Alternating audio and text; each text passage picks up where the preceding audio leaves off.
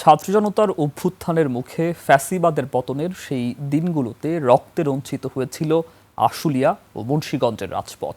আশুলিয়ায় 6 লাশ পুড়িয়ে দেওয়ার নারকীয় ঘটনা ও মুন্সিগঞ্জে 3টি তাজা প্রাণ ঝরে যাওয়ার পর কেটে গেছে 2 বছর। আন্তর্জাতিক অপরাধ ট্রাইব্যুনালে রায় ঘোষণা হলেও এখনও মামলা ঝুলছে উচ্চ আদালতে। সাফার ও মুন্সিগঞ্জ প্রতিনিধি তথ্য ভিডিওতে ডেস্ক রিপোর্ট। 2024-এর 5ই আগস্ট রাজপথে জনতার ঢল সামলাতে না পেরে পুলিশ ও আওয়ামী সন্ত্রাসীরা মেতে উঠেছিল এক নারকীয় হত্যাযজ্ঞে। আশুলিয়ায় জুলাই আন্দোলন দমাতে বিক্ষোভকারীদের লাশ গুম করার পরিকল্পনায় 6টি লাশ পুড়িয়ে ফেলেছিল পুলিশ। সেই দৃশ্য স্তম্ভিত করেছিল পুরো দেশকে। আমরা যখন ওই যে আশুলিয়া থানার সামনে পুলিশ যে মানুষগুলারে এইভাবে আনলো, আসলে আমরা এটা পুলিশের কাছে আসলে আশা করি নাই। বিকাল দিকটা ঠিক তাদের থানার সামনে পিকআপে 6টা লাশ পোড়া দেয়। এই ঘটনার 2 বছর পেরিয়ে গেলেও সন্তানের লাশ না পেয়ে এখনো কান্না থামছে না শহীদ আবুল হোসেনের মায়ের। আমার ছেলের হত্যাকারীর আমি বিচার চাই, ন্যায্য বিচার যেন আমি পাই।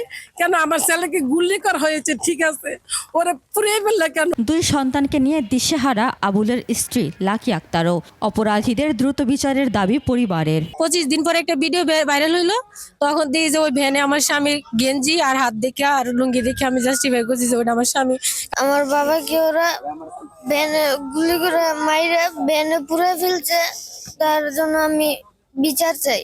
সেদিনের স্মৃতিচারণ করে এই ঘটনা থেকে পুলিশকে শিক্ষা নিয়ে মানুষের আস্থা অর্জনের কথা বললেন এই অধ্যাপক। পুলিশ হচ্ছে জনগণের সেবক হিসেবে কাজ করার কথা, কিন্তু সে সময় আমরা দেখেছি যে ফ্যাসিস্ট সরকারের সময় পুলিশকে যেভাবে ব্যবহার করা হয়েছে সেটা কাম্য ছিল না। অন্যদিকে 5 আগস্টের আগের দিন 4 আগস্ট মুন্সিগঞ্জের সুপারমার্কেট ও কৃষি ব্যাংক চত্বর পরিণত হয়েছিল রণক্ষেত্রে। পুলিশের গুলিতে প্রাণ হারান মিস্ত্রি রিয়াজুল ফরাজি, অটোরিকশা চালক ডিপজল ও সজল মোল্লা। শহীদদের স্মরণে স্মৃতিস্তম্ভ দাঁড়িয়ে থাকলেও স্বজনদের মনে স্বজন হারানোর নীরব যন্ত্রণা। এই মিছিলে গেছিল, এইদিকে গেছিল, মিছিল ছিল না, কিন্তু ওই জায়গায় গেছিল। পরে প্রথম গুলিটা ওই কাছে আমার মামা ছোট মামার কাছে ফোন দিছি, পরে শুনি বলে বিদ্যালয়ে পায় না। একদিকে প্রিয়জন হারানোর অপূরণীয় ক্ষতি, অন্যদিকে মামলায় নির্দোষদের জড়ানোর নতুন বিতর্ক। সব মিলিয়ে সুবিচারের অপেক্ষায় ভুক্তভোগী পরিবারগুলো। উপমা রায়, ডেস্ক রিপোর্ট, 21 টেলিভিশন।